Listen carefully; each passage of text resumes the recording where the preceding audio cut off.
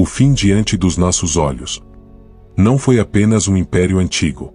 Babilônia é um espírito, um sistema, uma forma de pensar que atravessa séculos, se reinventa, se disfarça e continua entre nós. Antes, pedimos a vocês para seguirem nosso canal, curtirem e compartilharem nossos vídeos, assim cresceremos, seremos fortalecidos e fortaleceremos a vocês, trazendo conteúdo que te auxiliarão em conhecimento histórico, fatos atuais e o mundo espiritual. Na antiguidade, Nabucodonosor ergueu torres até os céus e declarou: Não é esta grande Babilônia que eu edifiquei com a força do meu poder e para a glória da minha majestade? Daniel 4:30. Mas Deus o humilhou. Porque nenhum trono na terra é firme se for construído longe da vontade do Altíssimo.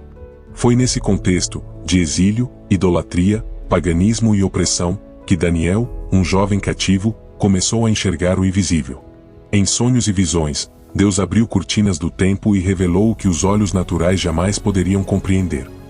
Daniel viu estátuas colossais e feras grotescas. Ouviu palavras de juízo, tocou a eternidade com a mente. Mas ele não escreveu para o seu tempo. Ele escreveu para o nosso. A estátua do sonho de Nabucodonosor foi um alerta profético. A cabeça de ouro representava o Império Babilônico. O peito de prata, a Medo-Pérsia. O ventre de bronze, a Grécia. As pernas de ferro, o Império Romano. Mas o que dizer dos pés de ferro e barro? É aqui que estamos agora. Vivemos na era dos pés, divididos, instáveis, fraturados. Democracias frágeis, reinos sem autoridade moral, governos misturados entre o autoritarismo e o progressismo caótico. O ferro da força militar e o barro da fragilidade cultural se fundem, mas não se misturam. Atenção! Há rachaduras. Há colapso iminente. E então, Daniel vê uma pedra, cortada sem auxílio de mãos humanas. Ela desce com fúria, destrói a estátua por completo, e se transforma em um reino eterno. Essa pedra é Cristo, o Rei que virá. Nos dias desses reis, o Deus do céu levantará um reino que jamais será destruído. Daniel 2:44. Não importa quantos impérios se ergam. Não importa quantos tratados sejam assinados. O final já está escrito. Os reinos do mundo cairão diante do reino do Cordeiro. A Babilônia de hoje não precisa de estátuas. Ela está nos algoritmos, nos palcos, nos parlamentos, nas plataformas. É o culto ao homem. A ciência sem Deus. A sexualidade sem santidade. É um mundo que diz: não precisamos mais de Deus. Vivemos em uma nova torre de Babel. Agora feita de redes, protocolos, dados e orgulho intelectual. Mas o juízo será o mesmo. Assim como Babel foi confundida, assim como Nabucodonosor foi humilhado. Assim será este século. Hoje, o Irã ameaça Israel com ousadia. A antiga Pérsia, que no passado libertou os judeus pela mão de Ciro, agora busca sua destruição. Sistemas como o Hezbollah, o Hamas, os Houthis no Iêmen, e grupos na Síria, Líbano e Gaza, todos financiados e armados pela teocracia iraniana, compõem uma coalizão profética de ódio. Mas há algo mais profundo por trás. O palco do tempo do fim está sendo montado. E no tempo do fim, o rei do sul lutará contra ele, e o rei do norte virá como um turbilhão. Daniel 11:40. Essa linguagem aponta para colisões geopolíticas que envolverão o coração do Oriente Médio. Muitos estudiosos apontam que Rei do Norte pode se referir a um bloco do norte da Síria, Rússia ou até da antiga região da Turquia. O Rei do Sul seria um eixo árabe, Egito, Irã e aliados. Israel, como no tempo de Daniel, está no centro. Mas a diferença é que agora, os céus estão prestes a se abrir. Daniel não foi o único a ver. Zacarias viu cavalos que percorriam a terra. Joel viu um exército de trevas se levantar. Ezequiel viu Gog e Magog marchando com violência. Tudo isso se conecta. Tudo converge para um tempo que não é futuro distante, mas presente acelerado. E o que Daniel selou com lacre, João revelou com fogo. Tu, porém, Daniel, encerra estas palavras e sela este livro, até o tempo do fim. Daniel 12:4. O selo foi rompido. Estamos vivendo dentro da profecia. Jesus não deixou os seus discípulos sem direção. Ele sabia que viria um tempo de confusão, engano e escuridão.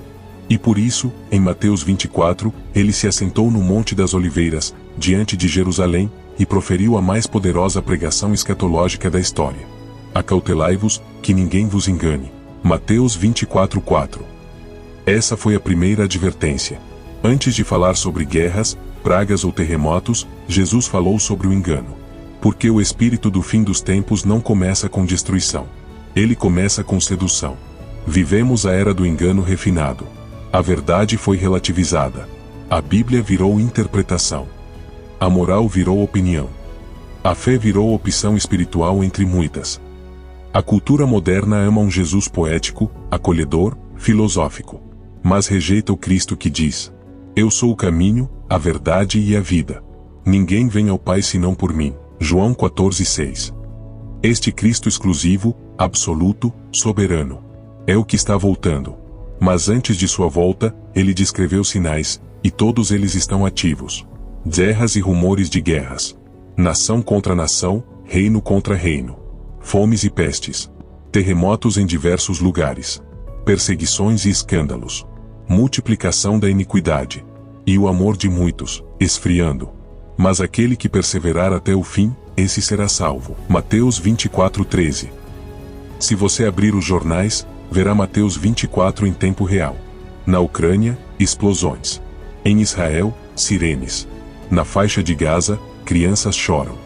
Nos Estados Unidos, o coração moral apodrece.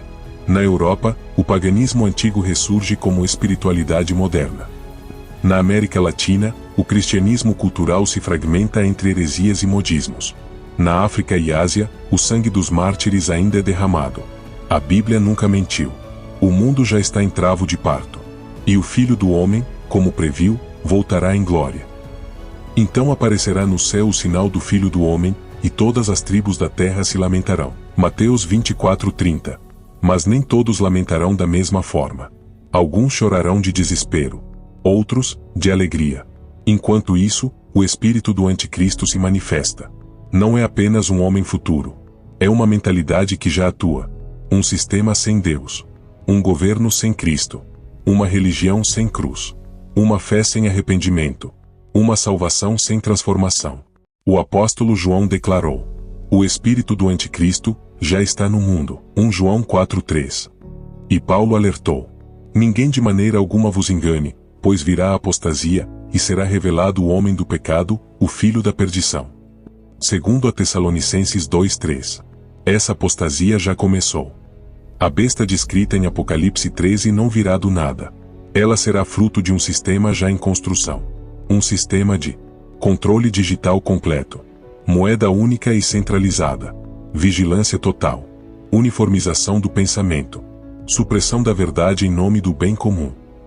O chip, o sinal ou a marca, sejam literais ou simbólicos, apontam para algo muito mais perigoso. A rendição do coração a um mundo que rejeita Cristo. E fez que todos recebessem um sinal na mão direita ou na testa. Apocalipse 13:16. Muitos se curvarão. Muitos irão se calar. Mas outros resistirão, mesmo que isso custe suas próprias vidas. Mesmo em meio à crise global, à loucura política, ao colapso da verdade. A voz do Cordeiro ainda chama. Ele é o bom pastor que clama. E enquanto o mundo corre rumo ao abismo, os que têm ouvidos ouvem um som que vem do céu. O som da última trombeta. Por trás das manchetes, das decisões políticas e dos avanços tecnológicos, existe um fio invisível. Não é uma teoria. É um plano. Uma engenharia que escapa aos olhos naturais, mas que salta das páginas das Escrituras. O mundo está sendo preparado para o domínio da besta. A chamada nova ordem mundial não é apenas uma reconfiguração política. É um espírito. Uma filosofia. É o renascimento disfarçado de Babilônia. O Apocalipse nos revela um sistema com poder centralizado, governado por uma figura carismática e opressora. Essa figura, o anticristo, não operará sozinho. Ele terá ao seu lado um braço político, um braço religioso, e o mais eficiente sistema de controle já criado. A nova ordem mundial está costurando as bases desse sistema. Economia digital e centralizada. Moedas físicas perdem valor, enquanto as digitais, CBDCs, ganham controle e rastreabilidade. Religião global inclusiva. Doutrinas são suprimidas em nome de uma fé universal, onde não há inferno, cruz ou juízo, apenas paz aparente e relativismo.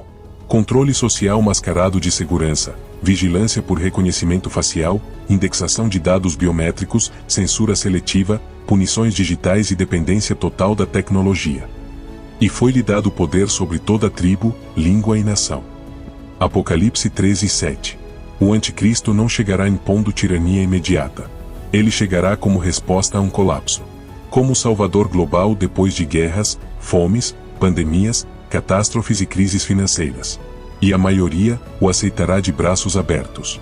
Se em Babel os homens queriam chegar aos céus com tijolos, hoje, querem superar Deus com chips. A agenda transhumanista propõe fundir homem e máquina, reescrever o código genético, editar a essência humana, aumentar a consciência por inteligência artificial, viver eternamente, sem Deus. Parece ficção? É o que os maiores tecnocratas do mundo já propõem abertamente. Seremos como deuses, dizem. É o mesmo veneno de Gênesis 3, agora revestido de laboratório. Mas o fim será o mesmo, queda. O falso profeta, descrito em Apocalipse 13, representa mais do que uma figura espiritual. Ele é a encarnação do engano religioso institucionalizado. Será o arquiteto de uma fé sem cruz. De um Deus sem exclusividade. De uma espiritualidade onde Cristo é um mestre entre tantos, mas não o único Senhor.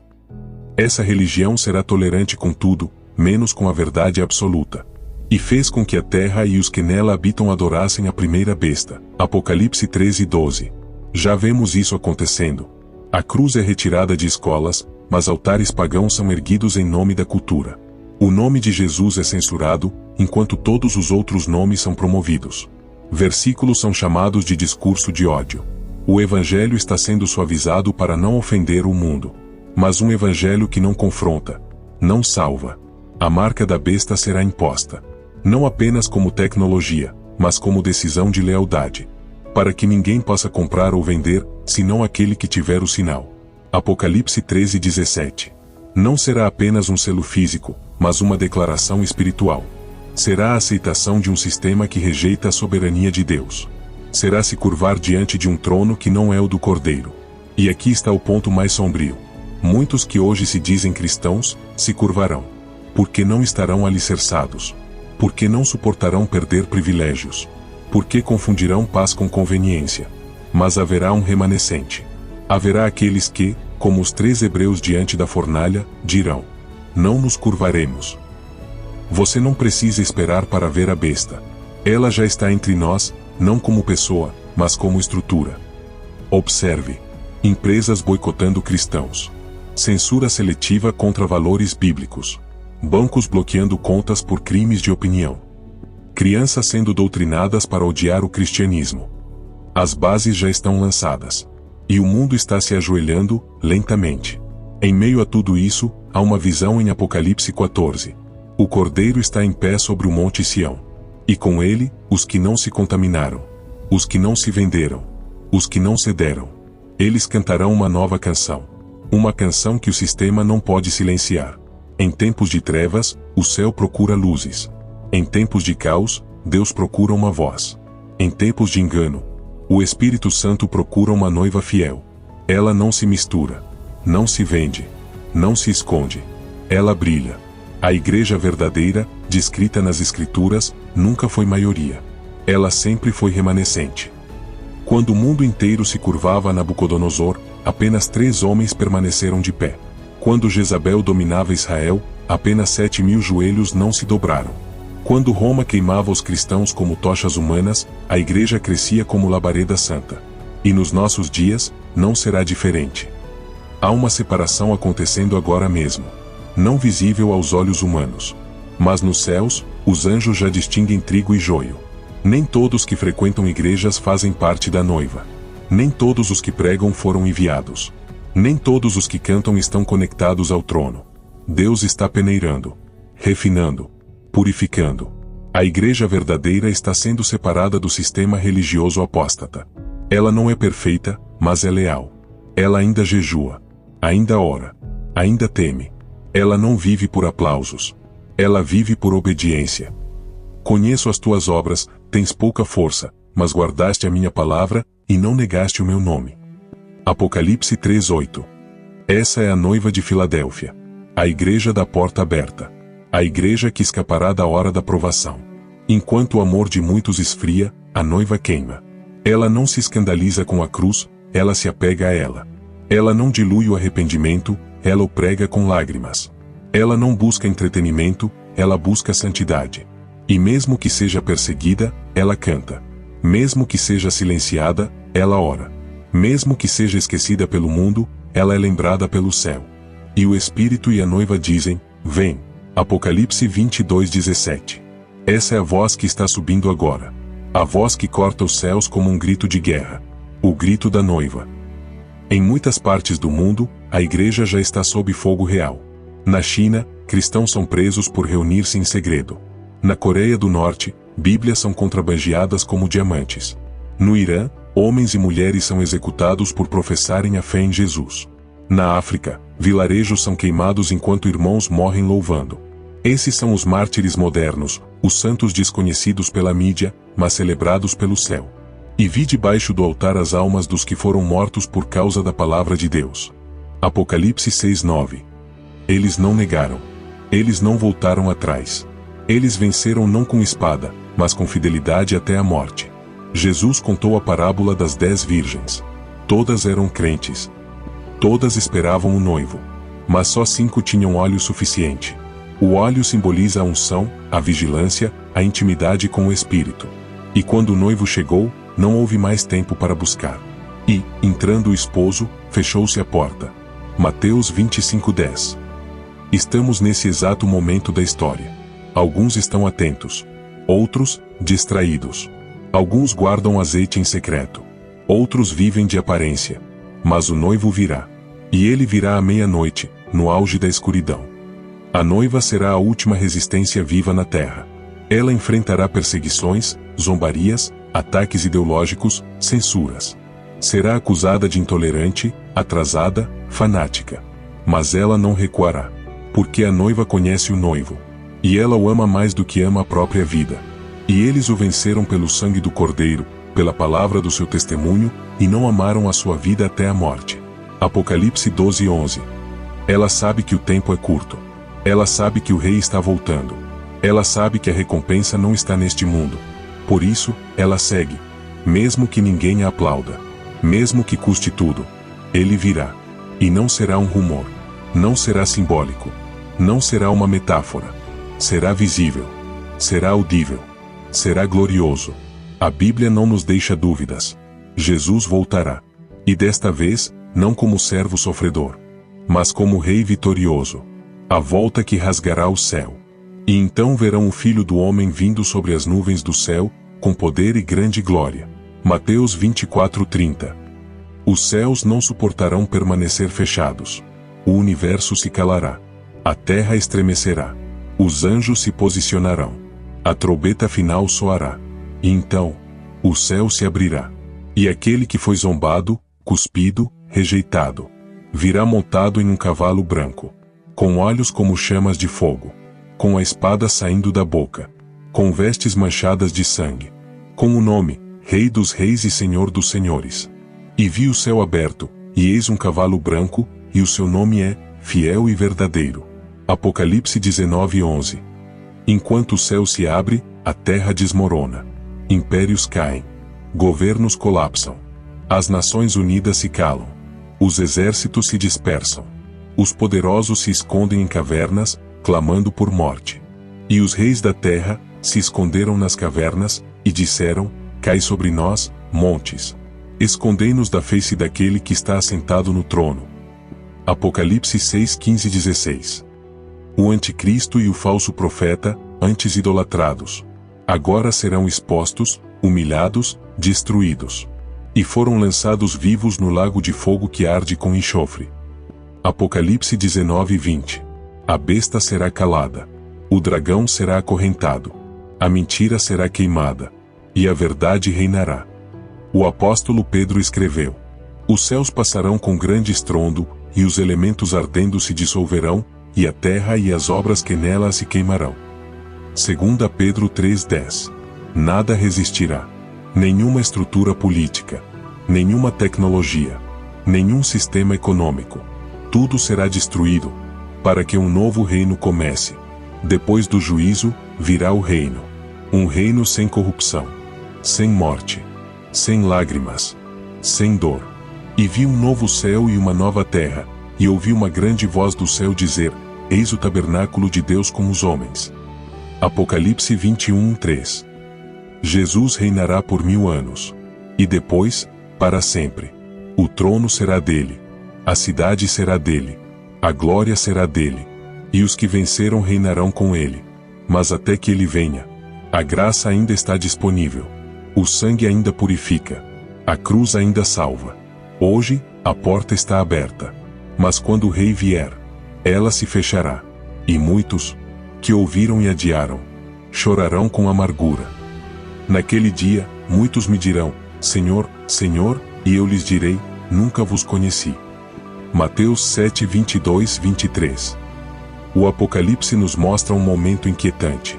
E quando o Cordeiro abriu o 7º selo, houve silêncio no céu por cerca de meia hora. Apocalipse 8:1. O céu, silenciado. Como se toda a criação prendesse o fôlego. Como se os anjos parassem de cantar. Como se os portais se preparassem para serem rasgados. Estamos nesse tempo. As guerras aumentam. A fé de muitos se esfria. O engano se alastra. A besta se posiciona. A noiva se prepara. E o rei está a caminho. E eis que venho sem demora. Bem-aventurado aquele que guarda as palavras da profecia deste livro. Apocalipse 22:7. O tempo não espera. A história corre. A terra geme. O céu observa. E o Cordeiro prepara-se para levantar-se. Já não estamos no início dos sinais. Já não estamos no meio do caminho. Estamos nos instantes finais. A trombeta não será ensaiada. Ela será tocada. E quando soar, não haverá mais retorno. A graça que hoje ainda jorra como rio, será recolhida como chuva depois da colheita.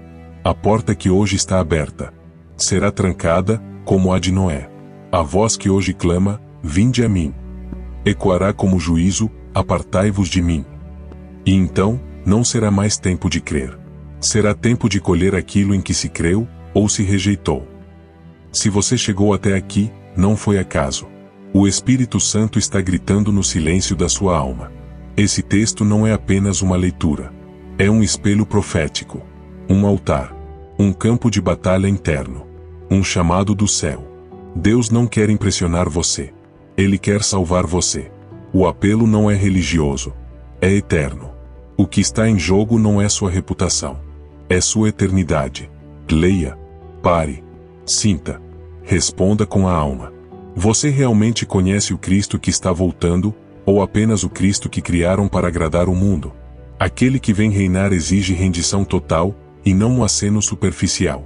Se você fosse proibido de crer hoje, estaria pronto para morrer por ele, ou acabaria negando-o em silêncio. O anticristo não precisa te matar, ele só precisa te calar. Você está mais preocupado com o que está acontecendo no mundo, ou com o que está acontecendo no seu coração?